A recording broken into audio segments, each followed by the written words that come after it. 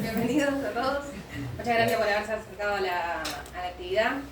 Esta es una actividad que nosotros estamos haciendo en el marco de una campaña antielectoral que habíamos arrancado antes de las elecciones. La estuvimos llevando adelante durante todo el año. Nosotros vamos a presentarnos, somos la Federación Anarquista de Rosario. Esta actividad también surge de un texto que nosotros produjimos junto a organizaciones hermanas de Argentina, la OACEN, la Organización Anarquista de Córdoba, la Organización Anarquista de Tucumán, la Organización Anarquista de Santa Cruz. Nosotros, la Federación Anarquista de Rosario y las otras organizaciones, somos parte de la corriente del anarquismo del especificismo. Nosotros intentamos en estos últimos 15 años, que es lo que tiene la organización, insertar de nuevo el anarquismo en los movimientos sociales, motivo por el cual no solamente este año por la campaña antielectoral, sino a lo largo de la vida de la organización venimos haciendo lecturas de coyuntura, siendo parte del esfuerzo de insertarnos en las luchas sociales y tratar de tener herramientas que nos ayuden a participar a los y las de abajo. La actividad de hoy la dinámica va a ser primero una exposición de los compañeros y después vamos a hacer un debate con participación de todos. Y creo que no mucho más. Así que bueno, muchas gracias. Los dejo con los compañeros que van a hacer la exposición.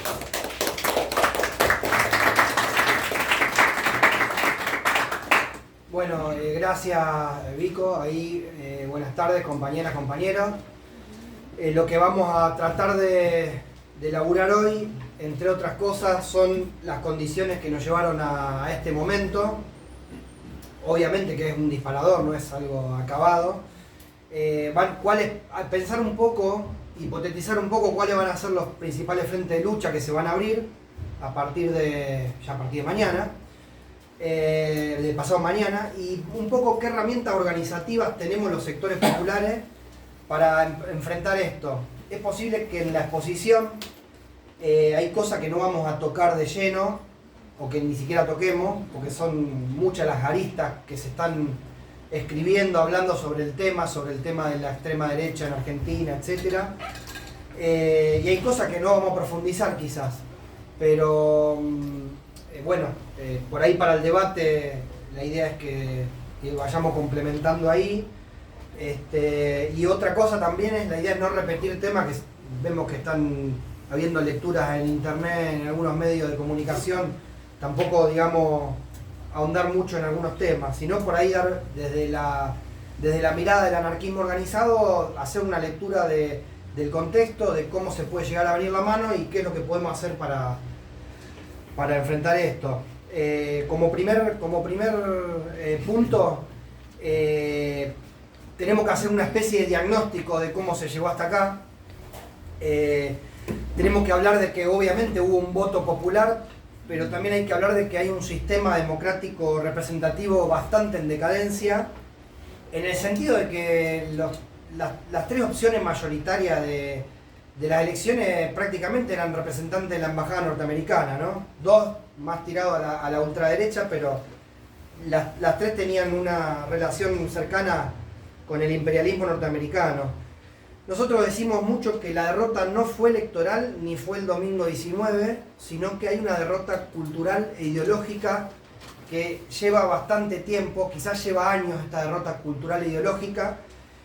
Una derrota cultural e ideológica para que lleguemos al punto cúlmine en el 19 de noviembre de la posibilidad real de que la extrema derecha, ya consumada la posibilidad, que la extrema derecha gobierne Argentina. Era algo impensado prácticamente hace un año, por ejemplo.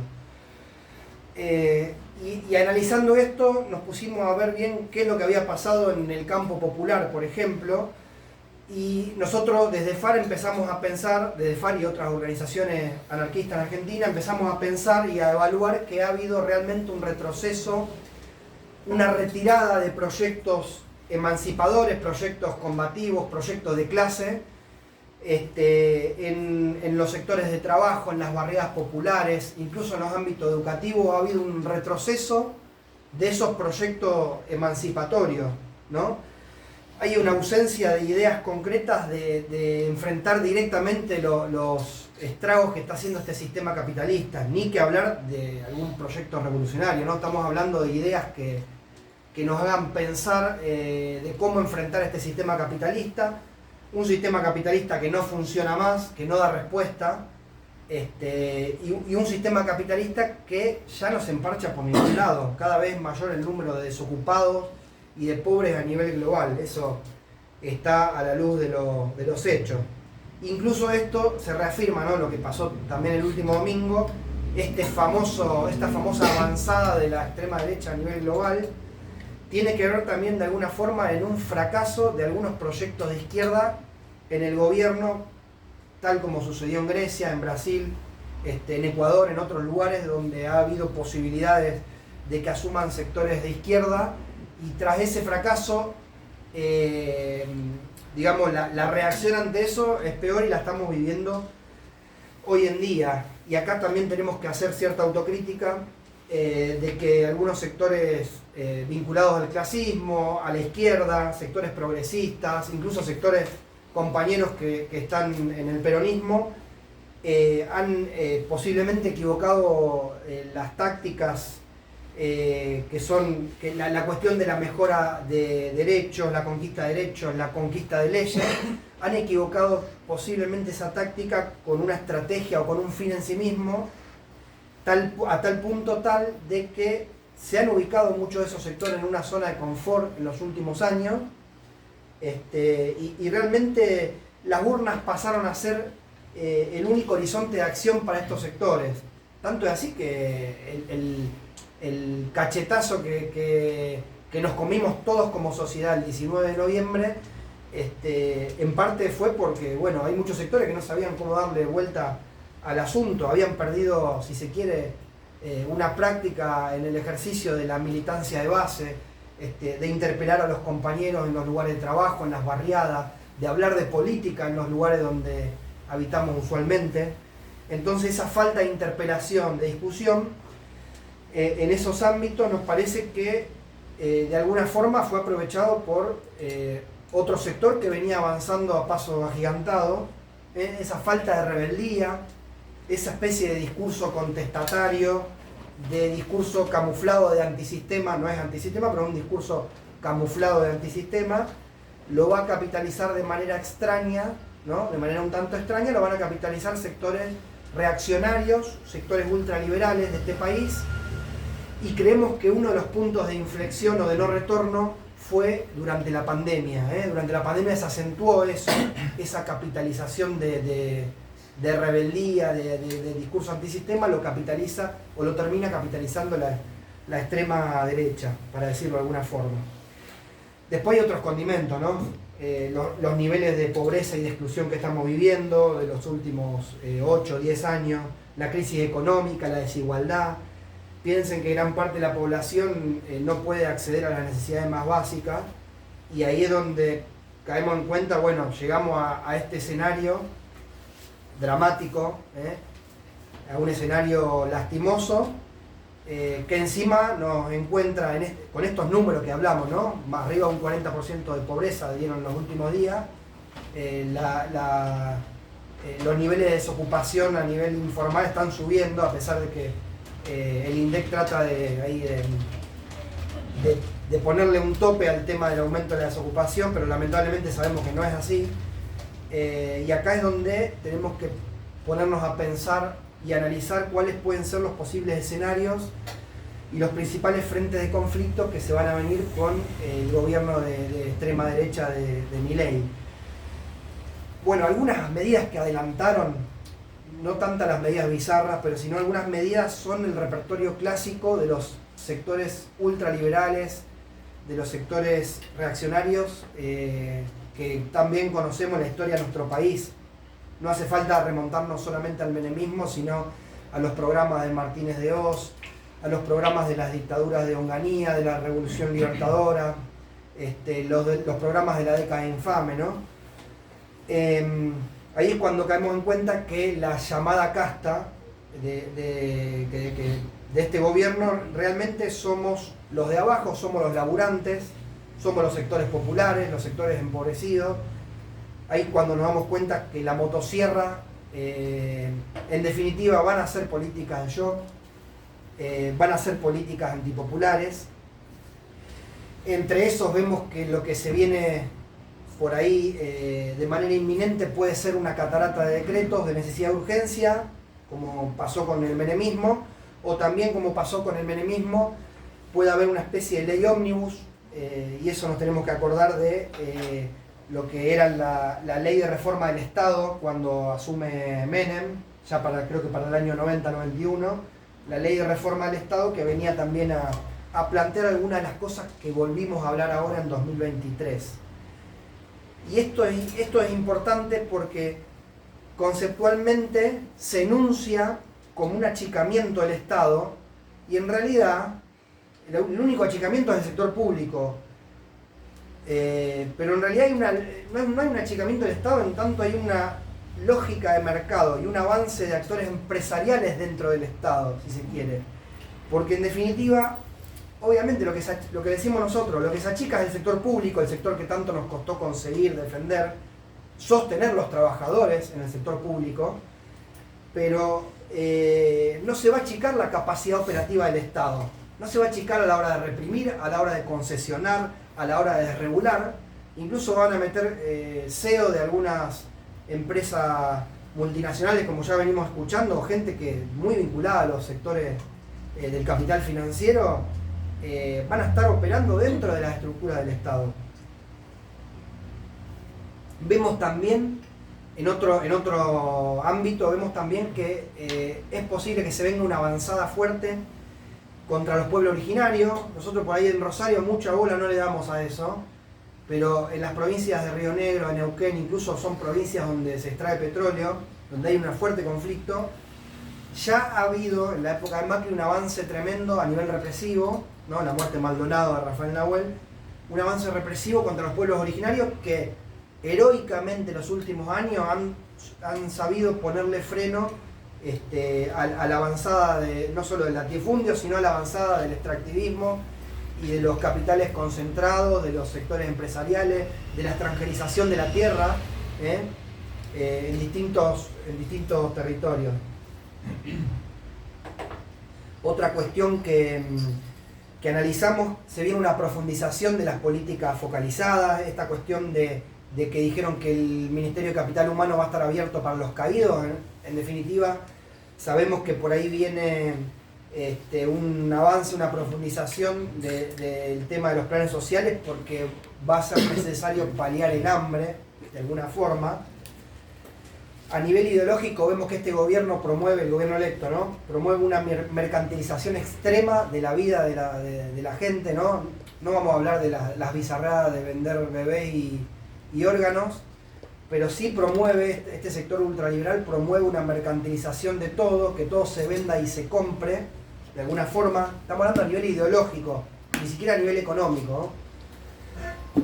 Vemos que va a haber un avance contra las conquistas feministas, contra los derechos de las mujeres. Siempre hablábamos hace varios años atrás de que siempre estaba el riesgo de que la conquista de la ley de interrupción del embarazo tenía que ser sostenida con una interpelación, con un debate en las barriadas populares, porque te clavan un plebiscito el 11 de diciembre y es posible que lo perdamos ese plebiscito. En cuanto a derechos humanos, que es un punto que mucho nos preocupa, se prevé un aumento de la criminalización de la pobreza, en las barriadas populares un aumento del gatillo fácil. Acá hay que tener como antecedente lo que pasó en Brasil con Bolsonaro, que lo primero que aumenta son los balazos para la pibada en las barriadas populares. Acá en Rosario para nosotros es moneda común, pero esta vez de parte de la policía y de la prefectura y de la gendarmería.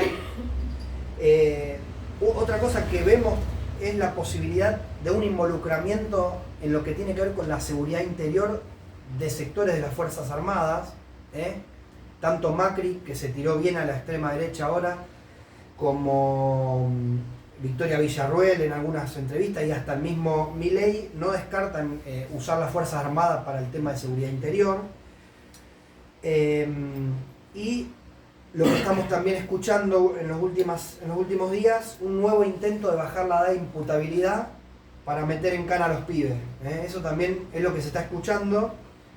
Es posible que haya un aliento de la lucha de pobres contra pobres, esta cuestión de la tenencia de armas, la justicia por mano propia, es posible que aumente y haya un aliento de eso. Otra cosa que no podemos descartar es el indulto a los genocidas que promueve el sector de Villarruel sobre todo. Hay que ver qué pasa con Villarruel porque quedó en este intercambio de figuritas y de puestos en el gobierno, quedó medio, ¿cómo se dice? Quedó medio relegada, pero hay que ver qué pasa con eso, con el tema del indulto a los genocidas.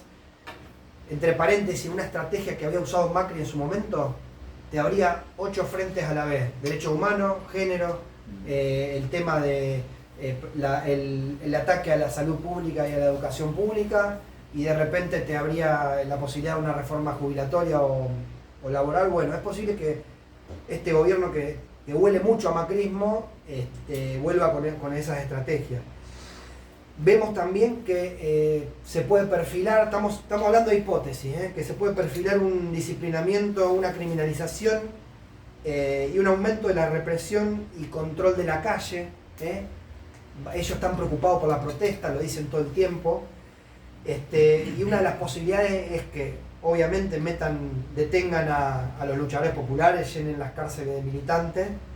Y otra posibilidad que están estudiando es una represión a la francesa, que es como cuando emergen los chalecos amarillos en Francia, donde la policía empezó a vallar las protestas, a haber saturación policial, que la protesta no se puede mover de acá, que pueden protestar tranquilos pero no moviéndose de acá. Ya Jorge Macri adelantó algo de eso en la ciudad de Buenos Aires.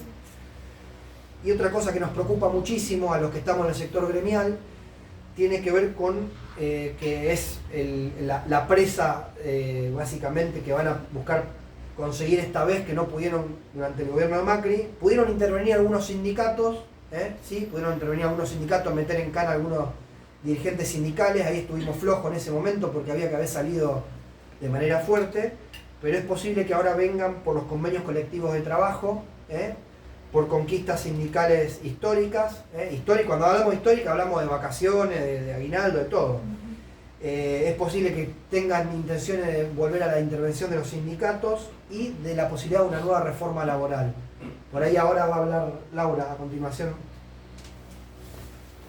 Bueno, sí, un poco el panorama de algunas cuestiones a nivel económico, de lo que se puede decir, como decía Emilio, un poco lo que se puede ver por los discursos y lo que se viene planteando y las figuritas que van poniendo en los distintos sectores, es el modelo de Martínez de Oz, de la dictadura, es el modelo del menemismo y el modelo del macrismo, que tal vez no lo pudo implementar de manera tan exitosa como los anteriores, pero sí algunas cosas hizo, y que tiene 3 ejes fundamentales, que son la desregulación, o sea, la no intervención del Estado en distintas áreas de la economía, la apertura de la economía y la privatización. Eso atravesado también por una política de ajuste, ya no ajuste por inflación como viene siendo en estos momentos, sino un ajuste más de recortes. En cuanto a la desregulación, es esto, ¿no? Es la retirada del Estado en áreas de la economía donde hasta el momento estaba más o menos presente, y eso, esa política, las 3 se van a dar en combinación, ¿no? Pero esa política va a tomar distintas modalidades de acuerdo a la fuerza que vaya adquiriendo el gobierno, de la resistencia que opongamos y un poco del contexto macroeconómico general, de si entran dólares por la cosecha, no entra todo ese mundo del mercado de las commodities a nivel mundial, de cómo puede impactar en Argentina. Entonces, puede ser que tenga la fuerza necesaria necesaria para implementar reformas, grandes reformas, como la que dijimos, la reforma laboral, o puede haber una retirada de hecho, ¿no? Del Estado de no tocar las leyes, pero por ejemplo la ley de alquileres tal vez no puede derogar la ley, que es lo que van a intentar, o no sé si lo van a intentar si ven que no lo pueden hacer, pero si no hay control del Estado para que esa ley se cumpla, en los hechos la estás dando de baja. Y eso es, o el Estado interviene activamente, o si se retira, por defecto, esa ley no se va a cumplir. Con la reforma laboral puede pasar lo mismo, o sea, van a intentar quitar algunos mecanismos como las multas ante despidos, establecer el modelo de la UOCRA para despedir, van a tratar de establecer las negociaciones que sean de uno a uno, empleador-trabajador, y van a estar pivoteando entre esto, poder establecer leyes y en los hechos dejar el juego abierto para que sea favorecido el empresariado en esas relaciones. También va a haber quita de subsidios, ¿no? Una desregulación tiene que ver también con la no intervención del Estado en algunas cuestiones clave como los subsidios a la energía, digamos, a las familias, poder acceder a servicios públicos básicos, en el transporte. Ya Milei o los asesores ya vienen diciendo que el transporte está muy barato y los vuelos aéreos están muy caros, o sea, va a haber ahí de restablecer. Y también la ausencia, como ya se viene diciendo, también la ausencia del Estado en obras públicas y servicios clave, que bueno, en la obra pública esto de no que avance la iniciativa privada en hacer obras públicas, pero sabemos que hay obras públicas que son de necesidades básicas que no va a haber iniciativa privada que quiera hacer que llegue agua a un barrio, ¿no? Entonces ya se sabe que ese modelo no funciona, que hablan de Chile y en realidad mal citan el modelo chileno porque no es tan real como lo dicen. Y en el corto plazo, que ya viene habiendo, lo estamos padeciendo todos, que es la ausencia de control de precios, y que vimos en estas últimas semanas cómo se están disparando todos los precios en favor del empresariado, ¿no? Eso por un lado. Tema monetario es aparte, ¿no? La desregulación del mercado financiero, del dólar, ¿no? Que dejar fluctuante la moneda, siempre buscando garantizar la ganancia del sector financiero, como ya viene sucediendo con todo esto de las LELIQ, que ahora son el tema de agenda del momento, que un poco lo pone Milei, ¿no? Ni dentro de sus propios espacios están todos de acuerdo a la relevancia que le está dando Milei a ese problema que dice que es la bomba, ¿no? Pero bueno, hay una búsqueda de que el sector financiero tenga su estabilidad para poder seguir ganando, ¿no? El sector especulativo financiero pueda seguir operando. Después, bueno, respecto de la apertura, es la apertura de las importaciones, ¿no? Que puedan entrar las importaciones, lo cual necesita de que este dólar sea libre, y que ya sabemos que eso, junto con otras medidas como los programas que están, por ejemplo, en Tierra del Fuego, que se van a sacar, las zonas francas y demás, lo que va a hacer es que vayan cerrando empresas nacionales, que se vayan importando productos, que ya pasó en los 90, y que se volvamos a una reprimarización, o sea, que ya viene sucediendo, ¿no? Pero una profundización del modelo extractivista, y que eso, sumado a la falta de control, esta desregulación del Estado, se puede esperar que haya un saqueo mucho más profundo del que viene habiendo de los bienes comunes en nuestro país. Eso va a tener que ver también con las negociaciones que haga con los gobiernos provinciales, ¿no?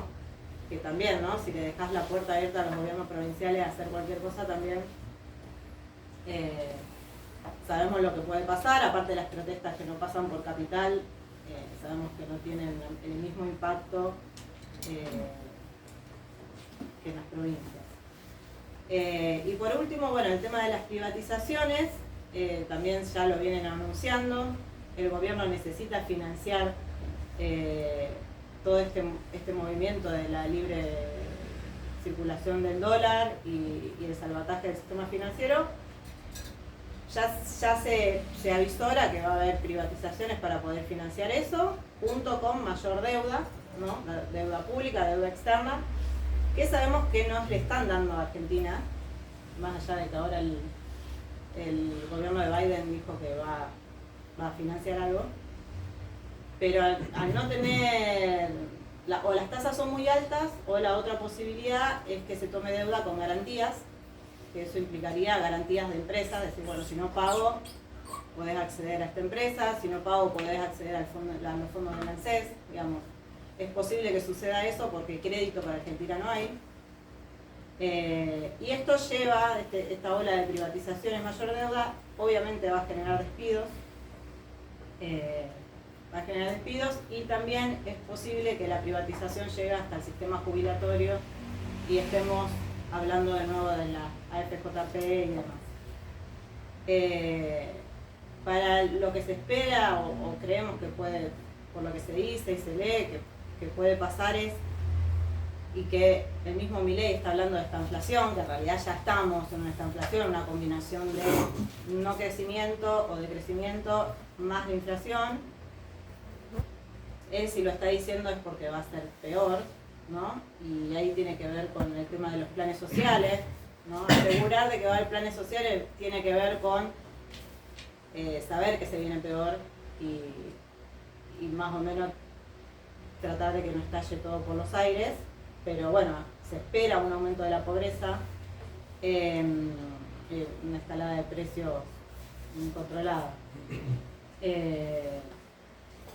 Bueno, el salvataje del sector financiero, ya no sé si habrán visto que ya no se habla de dolarización, ¿no? Ya algunas medidas ya no están, por lo menos en el corto plazo, avisoradas, parece más un discurso de campaña, y bueno, sí, esperar recortes en servicios públicos básicos como salud y educación, no sé si la va a tocar porque también depende más de las provincias, pero sí, eventualmente las provincias también van a estar con recortes por no pago de la coparticipación y demás, o sea que puede afectar.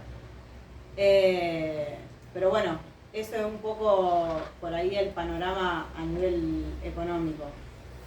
Son algunas cosas, hay mucho más para profundizar. Bueno, ya por ahí Laura va a comentar ahora en un toque lo que tiene que ver con las herramientas que tenemos los de abajo como para resistir y qué frentes, en concreto qué frentes de conflicto se van a abrir a corto plazo. Pero hay algunos puntos que queríamos destacar, algunos puntos, vamos a llamarle algunas cuestiones o talones de Aquiles que estamos viendo en el gobierno, que no hay que subestimar, obviamente.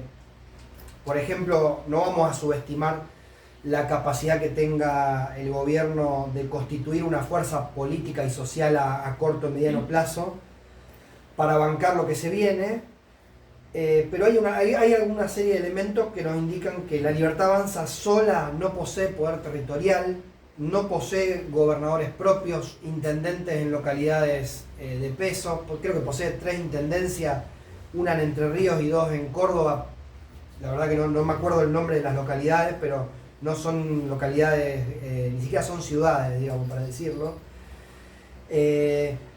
Se puede pensar, sí, que en las últimas semanas Milei estuvo muy ocupado. Cuando hablamos de Milei hablamos también de Guillermo Franco, de Karina Milei y del pibe Caputo, que son los operadores políticos de él, que estuvieron tejiendo alianzas para ocupar cargos de peso en el gobierno, en el Ejecutivo, que le van a permitir cierta gobernabilidad en los primeros meses. Algo aportó Macri ahí. Algo aportó Schiaretti, algo aportó Scioli, algo aportó el radicalismo de Cornejo y algo viene aportando la última camada del menemismo, de alguna forma, ¿no? Para decirlo. Va a haber gobernadores e intendentes, esto que decía Laura del tema del extractivismo, va a haber gobernadores e intendentes que van a estar volcados al pragmatismo dentro del Estado, ¿no? Esto ya lo vimos en varios gobiernos, gobernadores que se dan vuelta o que van para donde vaya el viento. Por otro lado, vamos a ver o ya estuvimos viendo cómo la vicepresidenta electa estuvo moviéndose en función de algún armado político, de alguna fuerza política vinculada a la familia militar, al sector militar. Esto no es raro, por ejemplo en Uruguay, Manini Ríos, que es un general retirado, armó una fuerza política a partir con los principales cuadros políticos son viejos generales, oficiales y suboficiales retirados. En el caso de Uruguay se llama Cabildo Abierto, se llama esta fuerza política, y tuvo un 11% en las últimas elecciones, si no me equivoco. Pero bueno, insistimos en que hay que ver en qué lugar quedó Villarruel. Otra cosa que es interesante destacar, hasta hoy, Milei no tiene bases organizadas, estamos hablando de sindicatos, de movimientos sociales, de alguna organización civil.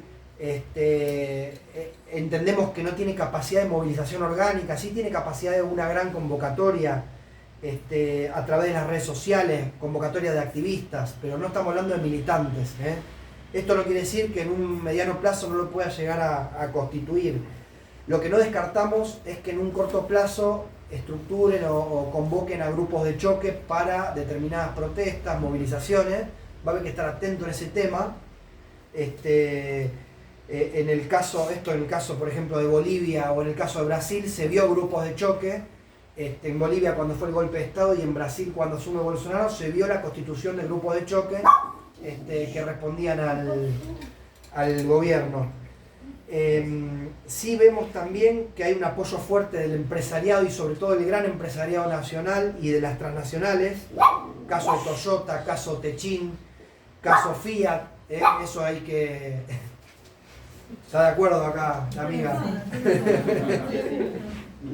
Algo bien interesante acá, como antecedente, es la única fuerza política y social en nuestro país, y también hablamos de fuerza militar, que logró imponer ajuste en todos los niveles, en todos los sectores, medidas antipopulares hablamos, fueron los militares y tuvieron que hacer 5 golpes en todo el siglo XX, 5 golpes militares para poder imponer todas las reformas que históricamente los sectores ultraliberales demandaron en este país.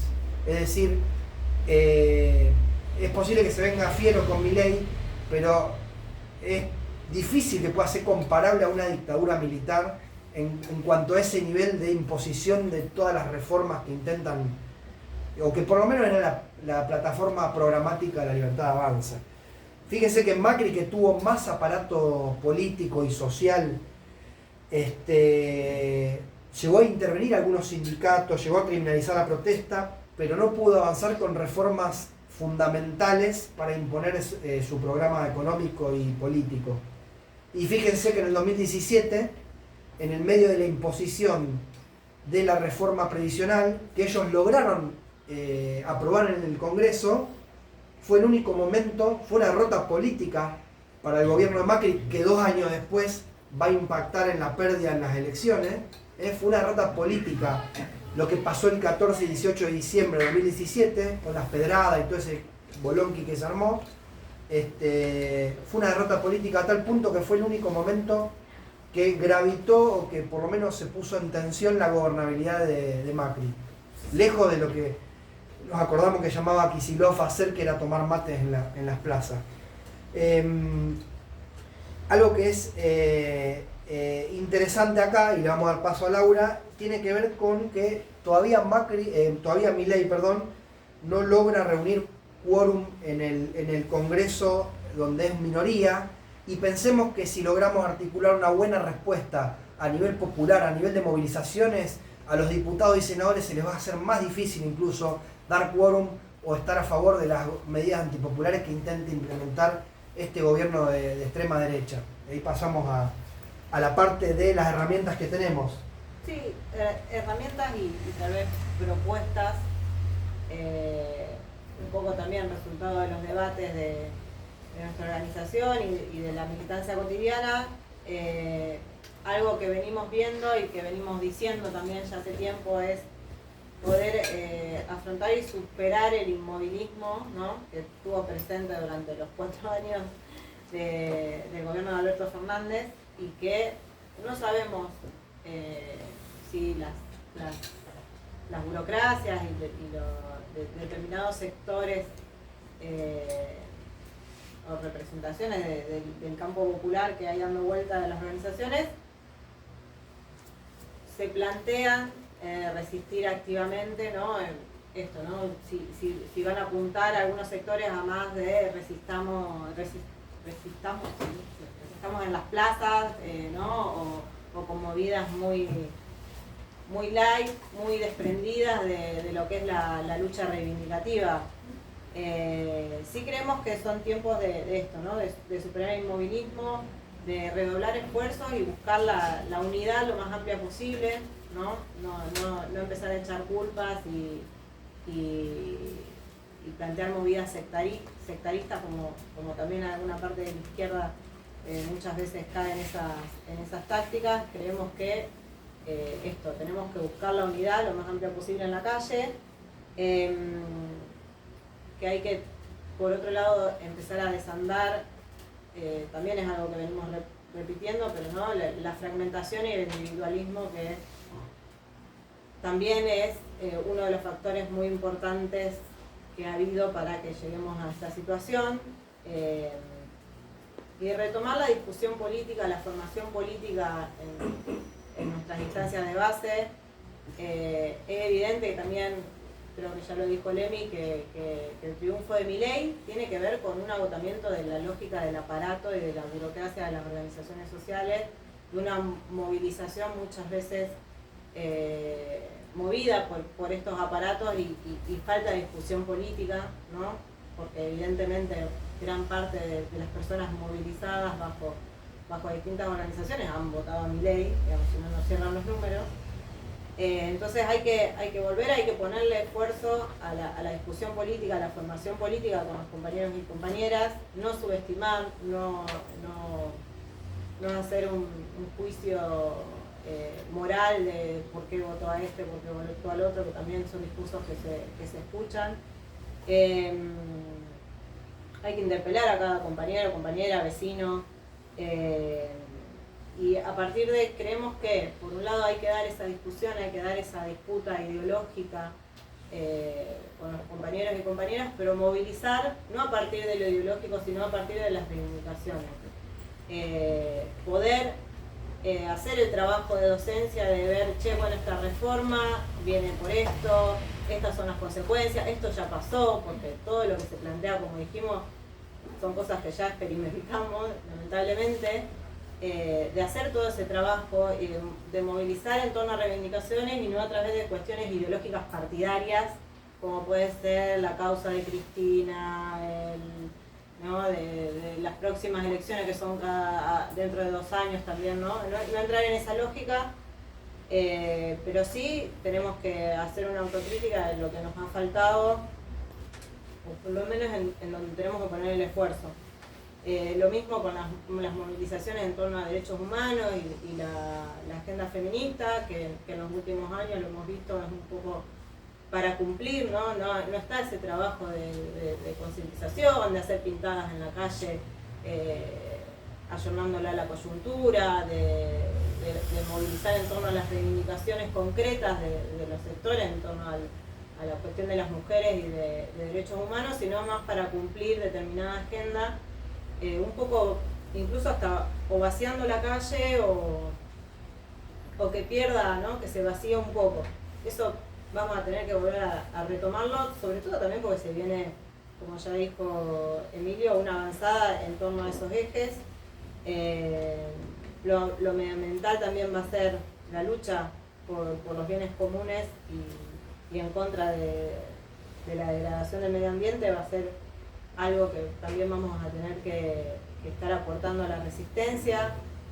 También creemos que en esta época donde va a ser muy profundo el ajuste posiblemente surjan estrategias de supervivencias colectivas, hay que aportar a eso, a tratar de no quedarnos con la salida individual, sino donde hay estrategias de resistencia colectiva, aportar a eso, ¿no? En los comedores, en los grupos de consumo, en las estrategias que se den de manera colectiva, estar aportando ahí en los barrios, incluso también en las luchas estudiantiles, que también se da mucho esa presencia, el rol de los sindicatos en eso, va a tener que ser vamos a tener que estar presentes en eso, ¿no? Y en este sentido, fortalecer las organizaciones. Son momentos de sindicalizar a los compañeros, de hacer una campaña fuerte de sindicalización, de no buscar la salida individual, de acercarse a las organizaciones, sea estudiantiles, barriales, sindicales, porque lo peor que nos puede pasar es que nos encuentre desorganizados, ¿no? Con la fragmentación que está al día de hoy, y vamos a tener que combatir eso.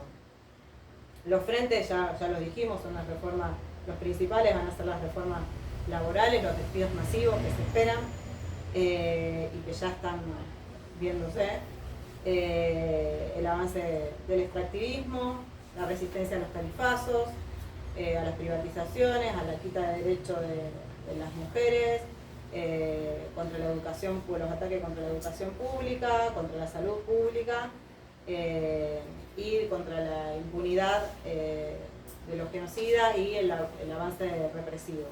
Un poco eso sería el panorama que estamos viendo. Igualmente la idea es son disparadores para poder dar el debate